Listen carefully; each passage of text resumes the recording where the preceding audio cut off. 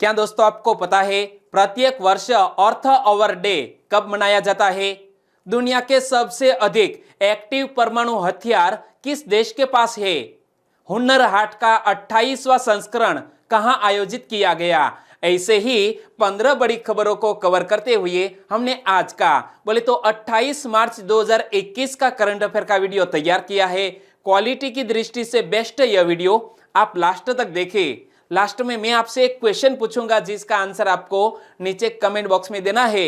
और अभी तक आपने हमारी जीके 2020 चैनल को सब्सक्राइब नहीं किया है तो सब्सक्राइब कीजिए, पास में जो बेल आइकन है उसे भी प्रेस कर दीजिए, क्योंकि आने वाले हर एक वीडियो की अपडेट आपको सबसे पहले मिले। चलिए बिना वक्त गवाए हम स्टार्ट करते हैं पहले क्वेश्चन से। प्रत्येक वर्ष अर्थ आवर डे कब मनाया जाता है? प्रत्येक वर्ष अर्थ आवर डे मनाया जाता है मार्च महीने के आखिरी शनिवार को। यानी कि इस क्वेश्चन का सही आंसर है ऑप्शन बी, मार्च महीने के आखिरी शनिवार को प्रत्येक वर्ष अर्थ आवर डे मनाया जाता है। यानी कि कल ही यह महत्वपूर्ण दिवस मनाया गया। तो आज हम अर्थ आवर डे के बारे में सभी जानकारी जुटा ले। मार्च महीने के आखिरी शनिवार को दुनिया भर में अर्थ आवर डे क्यों मनाया जाता है?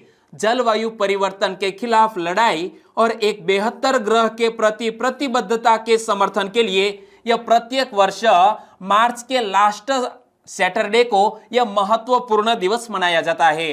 और अर्थ आवर 2021 को कब मनाया गया? 27 मार्च 2021 को मनाया गया, कल ही। और अर्थ आवर कैसे मनाया गया? शाम 8:30 बजे से 9:30 बजे तक 1 घंटे के लिए अपने घर की सभी लाइट बंद करके यह अर्थ आवर मनाया गया। और अर्थ आवर 2021 का विषय क्या रखा गया है? अर्थ आवर 2021 की थीम रखी गई थी पृथ्वी को बचाने के लिए जलवायु परिवर्तन। इंग्लिश में बोले तो climate change to save earth. Earth hour day किसके द्वारा आयोजित एक विश्वव्यापी आंदोलन है? तो याद रखो WWF यानी कि world wide fund for nature के द्वारा आयोजित एक विश्वव्यापी आंदोलन है यह अर्थ आवर डे। और वर्ल्ड वाइड फंड की बात आती है तो WWF का हेडक्वार्टर कहां पर स्थित है? स्विट्जरलैंड के ग्लैंड में। और WWF की स्थापना कब हुई? 29 अप्रैल 1961 को। और WWF के वर्तमान अध्यक्ष और CEO कौन है? Carter Roberts. कौन? कार्टर रॉबर्ट्स वर्तमान WWF के अध्यक्ष और CEO। तो दोस्तों इसी तरह हर क्वेश्चन से जुड़े इंपॉर्टेंट फैक्ट मैं आपके सामने रखता हूं। हमारा यह तरीका आपको अच्छा लगता है? लाइक करना मत भूलिएगा, चैनल को सब्सक्राइब करना मत भूलिएगा। दूसरा क्वेश्चन है आपकी स्क्रीन पर। दुनिया में सबसे अधिक एक्टिव परमाणु हथियार किस देश के पास है? दुनिया के सबसे अधिक एक्टिव परमाणु हथियार अमेरिका देश के पास है। यानी कि इस क्वेश्चन का सही आंसर है ऑप्शन ए, अमेरिका देश। दूसरे नंबर पर है इस मामले में रूस, तीसरे नंबर पर है फ्रांस और चौथे स्थान पर है ब्रिटेन। किस मामले में? एक्टिव परमाणु हथियार के मामले में। दुनिया में 4 देश ऐसे हैं जिनके पास हमले के लिए तैयार परमाणु हथियार है और इस सूची में 1800 एक्टिव परमाणु हथियारों के साथ अमेरिका टॉप पर है। और जिसके बाद रूस का नंबर आता है और रूस के पास एक्टिव परमाणु हथियारों की संख्या 1600 है। तीसरे स्थान पर है फ्रांस और चौथे स्थान पर है ब्रिटेन। और यहां पढ़ सकते हैं दोस्तों, एक्टिव परमाणु हथियार के मामले में अमेरिका टॉप पर, दूसरे स्थान पर है रूस, तीसरे स्थान पर है फ्रांस और चौथे स्थान पर है यूनाइटेड किंगडम बोले तो ब्रिटेन। और अमेरिका के पास वैसे कुल परमाणु हथियारों की संख्या 5550 है, जिसमें से 3800 स्टॉक पीस में रखे गए हैं। और इसके अलावा 1750 ऐसे हथियार हैं जो अपनी उम्र पूरी करने के बाद निष्क्रिय अवस्था में रखे हुए हैं। और अमेरिका जब इस मामले में टॉप पर है तो अमेरिका की बेसिक इंफॉर्मेशन मैंने आपको कई बार बताई है, लेकिन आज अमेरिका के बारे में कुछ नया सीख ले तो देखो, अमेरिका का सबसे ज्यादा आबादी वाला शहर का नाम क्या है? न्यूयॉर्क। क्षेत्रफल के लिहाज से अमेरिका का सबसे बड़ा राज्य कौन सा है? अलास्का। अमेरिका की खोज किसने की थी? अमेरिका की खोज क्रिस्टोफर कोलंबस ने 1492 में की थी। तीसरा क्वेश्चन, हुन्नर हाट का 28वां संस्करण कहां शुरू हुआ? हुन्नर हाट का 28वां संस्करण शुरू हुआ है गोवा राज्य में, यानी कि इस क्वेश्चन का सही आंसर है गोवा राज्य। लेकिन हुन्नर हाट के 28वें संस्करण का आयोजन गोवा में कहां किया जा रहा है? तो याद रखो, पणजी में कला अकादमी में यह 28वें हुन्नर हाट का आयोजन किया जा रहा है। पहले तो इस इमेज को आप ध्यान से पढ़िए, क्या लिखा है? हुन्नर हाट। और आयोजन कब किया जा रहा है? 26 मार्च से लेकर 4 अप्रैल 2021 के दौरान यह हुन्नर हाट का आयोजन किया जा रहा है। कहां पर? कला अकादमी पणजी में। और इसकी समय अवधि है सुबह 10:30 बजे से शाम 10:30 बजे तक यह हुन्नर हाट खुला रहेगा। तो कब शुरू हुआ? 26 मार्च को यह हुन्नर हाट शुरू हुआ, लेकिन औपचारिक उद्घाटन किया गया 27 मार्च को। और कब तक चलेगा? 4 अप्रैल 2021 तक यह हुन्नर हाट का 28वां संस्करण चलेगा। और यह हुन्नर हाट की थीम क्या रखी गई है? Vocal for local. क्या? हुन्नर हाट 2028 के संस्करण की थीम रखी गई है वोकल फॉर लोकल। और हुन्नर हाट का उद्देश्य क्या है? कारीगरों और शिल्पकारों के स्वदेशी उत्पादों को लोकप्रिय बनाना, यानी कि हमारे जो स्थानिक उत्पाद है उनको पूरे भारत देश में लोकप्रिय बनाने हेतु यह हुन्नर हाट का आयोजन किया जा रहा है। और हुन्नर हाट के बारे में मैं आपको बताऊं तो हुन्नर हाट का आयोजन केंद्रीय अल्पसंख्यक मामलों के मंत्रालय द्वारा किया जा रहा है, जहां 30 राज्यों और केंद्र शासित प्रदेशों के 500 से अधिक कारीगरों और शिल्पकारों ने भाग लिया है। और हमारे केंद्रीय अल्पसंख्यक मामलों के मंत्री कौन है? मुख्तार अब्बास नकवी, इमेज में आप देख सकते हैं। और अगला हुन्नर हाट कहां आयोजित होगा वो भी हमें पता होना चाहिए। तो देखो, देहरादून में इसका आयोजन 16 अप्रैल से 25 अप्रैल के बीच होगा और सूरत में 26 अप्रैल से 5 मई तक किया जाएगा।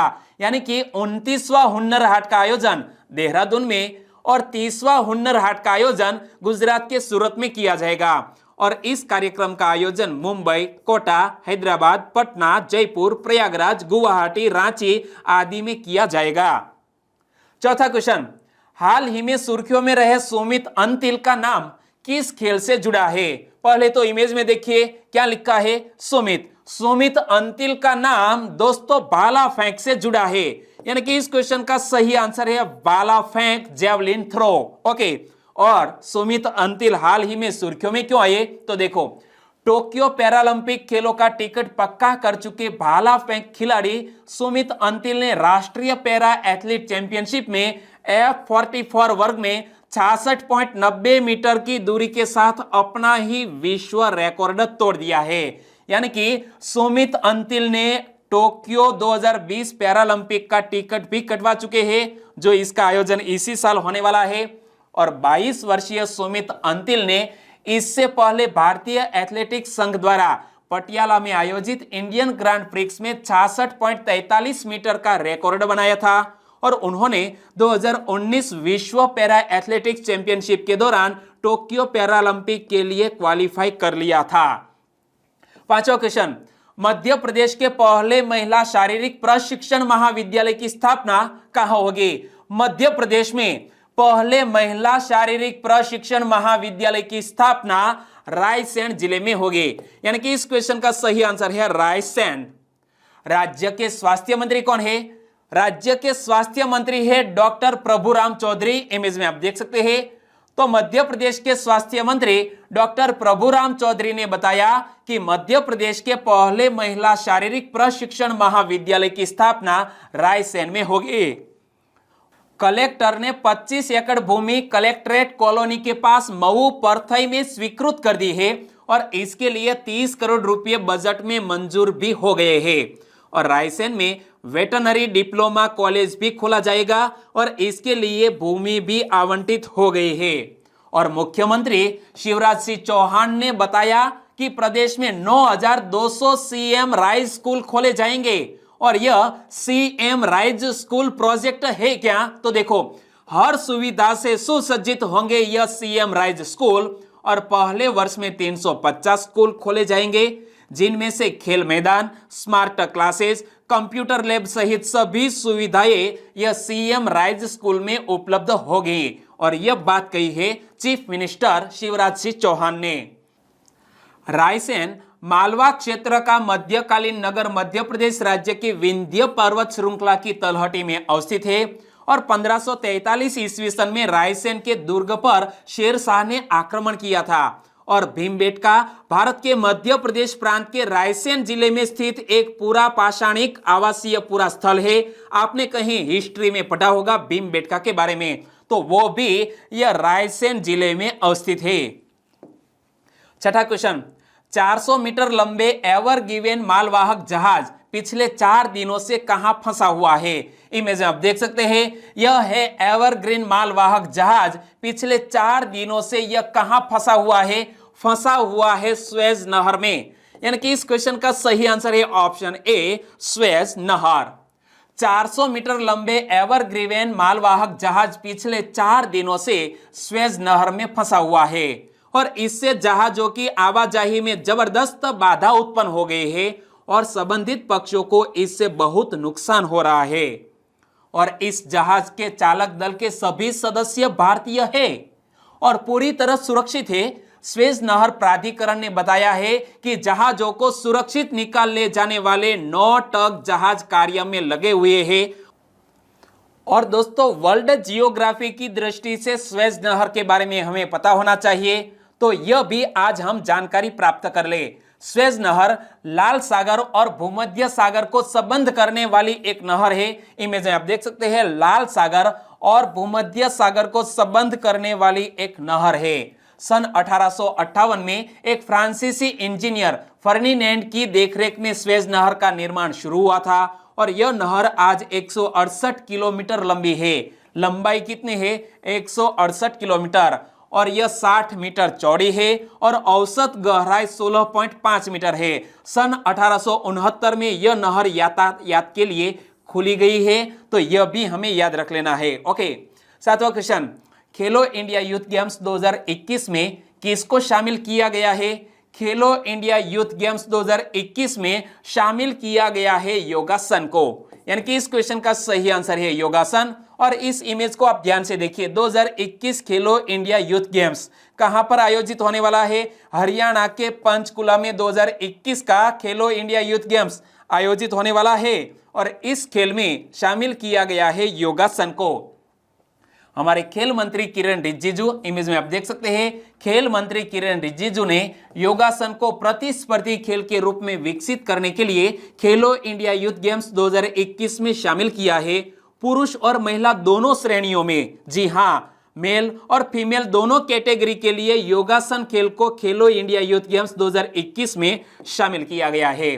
और सरकार ने देश में योगासन के प्रचार और विकास के लिए राष्ट्रीय योगासन खेल महासंघ को मान्यता भी दी है और नवंबर 2019 में महासचिव के रूप में HR नागेंद्र के साथ योग गुरु बाबा रामदेव की अध्यक्षता में एक अंतरराष्ट्रीय योगासन खेल महासंघ का गठन भी किया गया था। और यहां जब योग की बात आती है तो अंतरराष्ट्रीय योगा डे कब मनाया जाता है? इसका आंसर आज आपको नीचे कमेंट बॉक्स में देना है।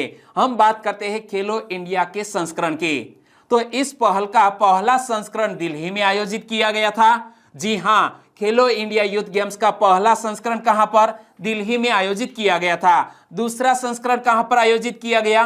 पुणे में। तीसरा संस्करण कहां आयोजित किया गया? असम में आयोजित किया गया था। और खेलो इंडिया का चौथा संस्करण टोक्यो ओलंपिक के बाद हरियाणा के पंचकुला में आयोजित किया जाएगा। कहां पर? हरियाणा के पंचकुला में आयोजित किया जाएगा चौथा संस्करण। 8वां क्वेश्चन, भारतीय खाद्य निगम के अध्यक्ष और प्रबंध निदेशक के पद पर किसको नियुक्त किया गया है? फूड कॉर्पोरेशन ऑफ इंडिया के अध्यक्ष और प्रबंध निदेशक के रूप में नियुक्त किया गया है आतिश चंद्र को। यानी कि इस क्वेश्चन का सही आंसर है आतिश चंद्र। इमेज में आप देख सकते हैं, बिहार कैडर के 1994 बैच के IAS अधिकारी श्री आतिश चंद्र वर्तमान में कृषि, सहयोग और किसान कल्याण विभाग के संयुक्त सचिव के रूप में कार्यरत है।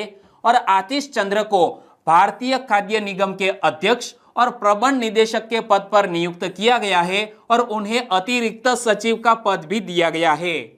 और भारतीय खाद्य निगम की बात आती है तो भारतीय खाद्य निगम की स्थापना कब हुई? 14 जनवरी 1965 को। और भारतीय खाद्य निगम का हेडक्वार्टर कहां पर स्थित है? नई दिल्ली में स्थित है।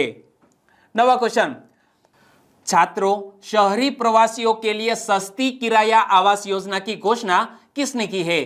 छात्रों एवं शहरी प्रवासियों के लिए सस्ती किराया आवास योजना की घोषणा उत्तर प्रदेश सरकार ने की। यानी कि इस क्वेश्चन का सही आंसर है उत्तर प्रदेश सरकार। उत्तर प्रदेश सरकार ने 26 मार्च 2021 को शहरों में रहने वाले छात्रों, शहरी प्रवासियों और गरीब लोगों के लिए एक किफायती किराए की आवास योजना शुरू करने की घोषणा की है।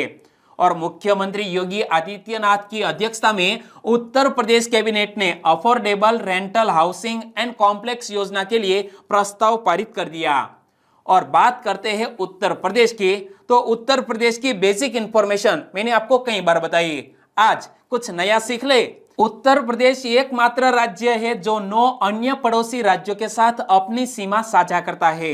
कथक एक शास्त्रीय नृत्य है जिसकी उत्पत्ति उत्तर प्रदेश राज्य में हुई थी। लोक संगीत जिसे रसिया कहा जाता है जो ब्रज में बहुत लोकप्रिय है, तो यह फैक्ट भी याद रख लो, ब्रज में बहुत लोकप्रिय एक संगीत है जिसका नाम है रसिया। और नौटंकी उत्तर प्रदेश का लोक ऑपरेटिव थिएटर प्रदर्शन है। और उत्तर प्रदेश के मथुरा में बरसाना में लाठी मार होली होती है जो काफी लोकप्रिय है।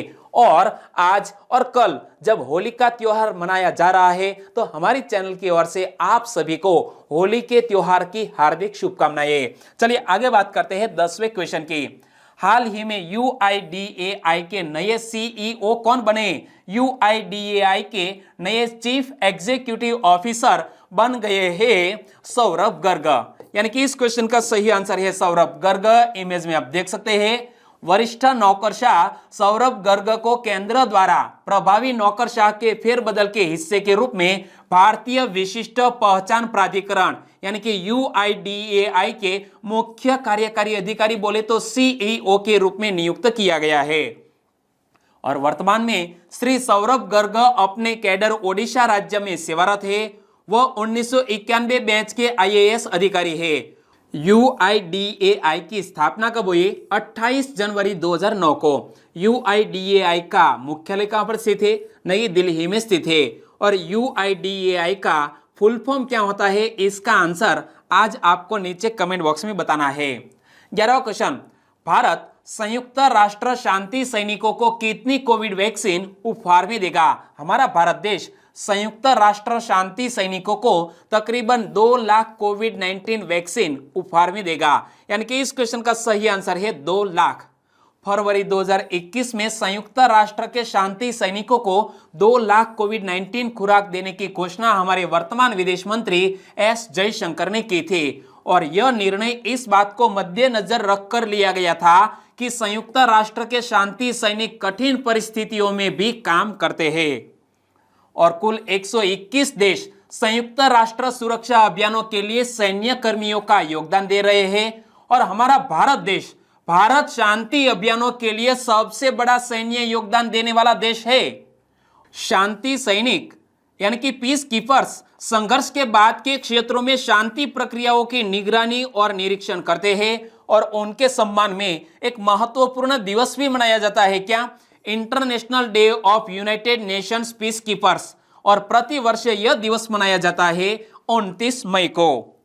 12वां क्वेश्चन, वर्ष 2020 के लिए प्रतिष्ठित महाराष्ट्र भूषण पुरस्कार से किसको सम्मानित किया गया है? वर्ष 2020 के लिए प्रतिष्ठित महाराष्ट्र भूषण पुरस्कार से सम्मानित किया गया है आशा भोसले को। यानी कि इस क्वेश्चन का सही आंसर है option A, Asha Bhosle. Image में आप देख सकते हैं हमारे भारत देश की एक जानी मानी गायिका एवं बहुत ही फिल्मों में प्लेबैक सिंगर के रूप में भी अपना योगदान दिया है आशा भोसले जी ने। प्रसिद्ध गायिका आशा भोसले को वर्ष 2020 के लिए प्रतिष्ठित महाराष्ट्र भूषण पुरस्कार से सम्मानित किया जाएगा। मुख्यमंत्री उद्धव ठाकरे की अध्यक्षता में एक समिति ने वर्ष 2020 के पुरस्कार के लिए सुश्री आशा भोसले का चयन करने का फैसला किया। और महाराष्ट्र भूषण पुरस्कार के बारे में मैं आपको बताऊं तो यह पुरस्कार 1996 में राज्य सरकार द्वारा राज्य के प्रतिष्ठित व्यक्तियों द्वारा विभिन्न क्षेत्रों में प्रतिष्ठित कार्य और उपलब्धियों को पहचानने के लिए स्थापित किया गया था, जिसमें 10 लाख रुपए का नकद पुरस्कार और एक प्रशस्ति पत्र शामिल है। और पहला महाराष्ट्र भूषण पुरस्कार किसको मिला था? तो मराठी लेखक PL देशपांडे को पहला महाराष्ट्र भूषण पुरस्कार दिया गया था। और महाराष्ट्र मैप में देख सकते हैं दोस्तों, पश्चिम में स्थित है और यहाँ पर है अरब सागर और यहाँ पर है महाराष्ट्र, जो गुजरात, यहाँ पर मध्य प्रदेश, छत्तीसगढ़, तेलंगाना और यहाँ पर कर्नाटक और यहाँ पर छोटा सा राज्य गोवा, तो इतने राज्यों से अपनी सरहद साझा करता है। और महाराष्ट्र के वर्तमान राज्यपाल भगत सिंह कोश्यारी, जो कि वर्तमान गोवा के भी राज्यपाल है। और महाराष्ट्र की कैपिटल का नाम है मुंबई और महाराष्ट्र के मुख्यमंत्री है उद्धव ठाकरे, जो महाराष्ट्र के 18वें चीफ मिनिस्टर है। तो यह बेसिक इंफॉर्मेशन तो मैंने आपको बताई, लेकिन आज महाराष्ट्र के बारे में कुछ नया सीख ले। महाराष्ट्र भारत का सबसे अमीर राज्य है, जिसकी GDP भारत में सबसे अधिक है। महाराष्ट्र में होने वाली प्रमुख फसलें हैं मक्का, चावल, ज्वार, बाजरा एवं दालें। और महाराष्ट्र की प्रमुख गुफाएं कौन कौन सी है? तो अजंता, एलोरा, एलिफेंटा, कन्हेरी और कार्ला, यह महाराष्ट्र में स्थित प्रमुख गुफाएं हैं। 13वां question, Airport Authority of India के अध्यक्ष के रूप में किसको नियुक्त किया गया है? एयरपोर्ट अथॉरिटी ऑफ इंडिया यानी कि भारतीय विमानपत्तन प्राधिकरण के अध्यक्ष के रूप में नियुक्त किया गया है संजीव कुमार को। यानी कि इस क्वेश्चन का सही आंसर है संजीव कुमार। इमेज में आप देख सकते हैं IAS संजीव कुमार को नागरिक उड्डयन मंत्रालय के तहत भारतीय विमानपत्तन प्राधिकरण यानी कि एयरपोर्ट अथॉरिटी ऑफ इंडिया के अध्यक्ष के रूप में नियुक्त किया गया है। और संजीव कुमार 1993 बैच के महाराष्ट्र कैडर के IAS अधिकारी है और मंत्रिमंडल की नियुक्ति समिति ने उनकी नियुक्ति को मंजूरी दे दी है। और भारतीय विमानपत्तन प्राधिकरण यानी कि एयरपोर्ट अथॉरिटी ऑफ इंडिया की हेडक्वार्टर कहां पर स्थित है? नई दिल्ली में स्थित है। और AAI की स्थापना कब हुई?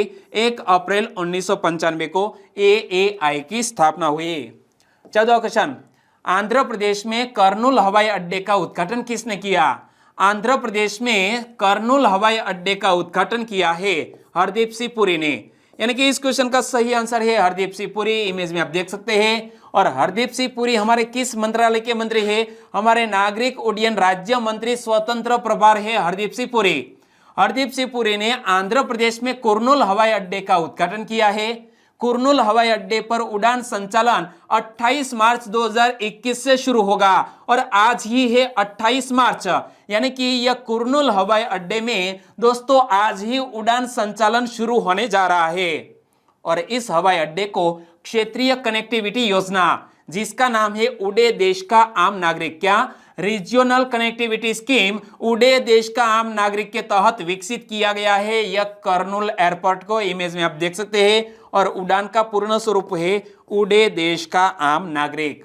15वां क्वेश्चन, ISSF विश्व कप प्रतियोगिता में भारत ने पुरुषों की 50 metre rifle 3 positions team event में कौन सा पदक जीता है? तो हाल ही में यह इवेंट में हमारे भारत देश की टीम ने स्वर्ण पदक जीतकर हमारे देश का गौरव बढ़ाया। यानी कि इस क्वेश्चन का सही आंसर है गोल्ड मेडल। दिल्ली में चल रहे निशानेबाजी विश्व कप प्रतियोगिता में भारत ने पुरुषों की 50 metre rifle 3 positions team event में स्वर्ण पदक जीत लिया है। और भारत के संजीव राजपूत, इमेज में आप देख सकते हैं संजीव राजपूत और तेजस्विनी सावंत ने 50 metre rifle 3 positions mixed event में स्वर्ण पदक जीतकर हमारे देश का गौरव बढ़ाया है। तो दोनों को हमारी चैनल की ओर से कांग्रेचुलेशन। और अब बात करते हैं लास्ट वीडियो के क्वेश्चन की। लास्ट वीडियो में मैंने आपसे क्वेश्चन पूछा था, लिकुड, तेलेम और यश अतीत निम्न में से किस देश की राजनीतिक पार्टियां है? यह लिकुड, तेलेम और यश अतीत यह तीनों इजराइल देश की राजनीतिक पार्टियों के नाम है। यानी कि इस क्वेश्चन का सही आंसर है इजराइल। और हाल ही में यहां चुनाव हुआ था, इसीलिए यह राजनीतिक पार्टियां सुर्खियों में आई। और लगभग सभी दोस्तों ने इस क्वेश्चन का सही आंसर दिया है। इनमें से कुछ फ्रेंड के नाम लेना चाहूंगा। तो एक है शैलेश कुमार तबियाड़। शैलेश कुमार तबियाड़ की एक खास बात है कि वो हमेशा पूरे सेंटेंस में आंसर लिखते हैं कि इजराइल देश की राजनीतिक पार्टियां है, और साथ साथ बहुत ही ज्यादा इंफॉर्मेशन लिखी है। शैलेश कुमार तबियाड़ को हमारे चैनल की ओर से स्पेशल थैंक्स। उमा सैनी ने लिखा है कि गजब की इंफॉर्मेशन। तो आपने हमारी चैनल की जो तारीफ की है उनके बदले में आपको भी thank you so much. Mukesh Kukadiya from Gujarat Rajkot Jasdan Barwala से बिल्कुल सही आंसर। हर्षद कलाब, आपका आंसर बिल्कुल सही है। और मैंने कल के वीडियो में बीच में क्वेश्चन पूछा था, डेविड मलान किस देश के क्रिकेटर है? इंग्लैंड देश के। और हाल ही में T20 रैंकिंग में दोस्तों कौन से स्थान पर है, वनडे रैंकिंग में कौन से स्थान पर है, उनके बारे में मैंने आपको कल बता दिया था। राजेश भरवाड़, बिल्कुल सही आंसर है। और साथ साथ मैंने कल क्वेश्चन पूछा था कि हाल ही में कुंभ मेला आयोजित हुआ है, वो उत्तराखंड के हरिद्वार में, और इस साल 11 वर्ष के बाद यह कुंभ मेला आयोजित होने जा रहा है। तो यह बहुत ही अच्छी बात राजेश भरवाड़ ने बताई। और इससे पता चलता है कि राजेश जी ने हमारा करंट अफेयर का वीडियो बहुत ही ध्यान से देखा है। मित्तल दोंगा, कीप साकरिया है गुजरात के सुरेंद्रनगर के लखतर तहसील से, और उन्होंने लिखा है कि भारत देश के रक्षा मंत्री है राजनाथ सिंह। तो खुशहाल मकवाना, आपका आंसर बिल्कुल सही। सभी दोस्तों को बहुत बहुत धन्यवाद। और आज के वीडियो का क्वेश्चन ये रहा स्क्रीन पर। हाल ही में सुर्खियों में रहा जशोरेश्वरी काली मंदिर किस देश में स्थित है? 4 देश के नाम आपकी स्क्रीन पर है, और यह हमारे 52 शक्तिपीठों में से एक है। जशोरेश्वरी काली मंदिर वो किस देश में अवस्थित है? सही ऑप्शन चुनिए और आंसर दीजिए नीचे कमेंट बॉक्स में। और वीडियो वाकई में आपको अच्छा लगा है, हेल्पफुल लगा है, तो आपके दोस्तों को फेसबुक, व्हाट्सएप या टेलीग्राम के जरिए इस वीडियो की लिंक शेयर करना मत भूलिएगा। बस छोटी सी उम्मीद के साथ वीडियो खत्म करते हैं, फिर मिलेंगे नए करंट अफेयर वीडियो के साथ। तब तक के लिए happy Holi and take care. Thank you so much. Bye bye.